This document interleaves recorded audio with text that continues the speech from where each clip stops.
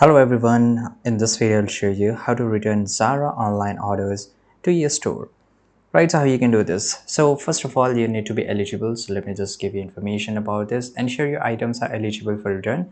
Zara allow return up to 30 days from the shipping dates. An item must be in the original condition with all the tags attached. And there should be a proof of purchase. Bring your proof of purchase, which can be receipt or any order confirmation email.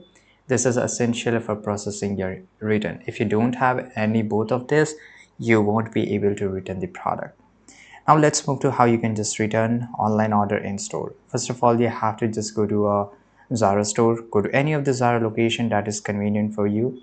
You can find the nearest store using Zara store locator on this website, right? So you can always get it in the website here, right? And go to the return department. Upon arrival, head to the return department within the store. If you don't know where to find the return department, just go inside the store and ask any one of them who is working inside the Zara, and they will help you with it.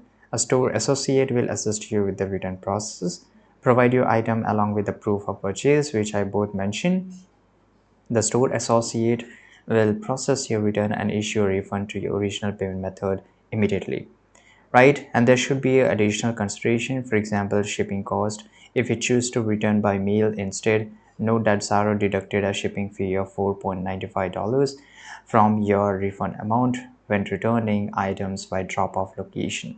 Be aware that certain items such as swimwear and underwear have specific return conditions and may not be eligible for return if they do not meet those conditions. Refund for in-store return are processed on the spot, which can be more convenient than waiting for online returns to be handled. By following these steps, you can effectively manage your Zara online orders return at any physical store location. And if you need any other help, let us know in the comment box. Thanks for watching. Subscribe.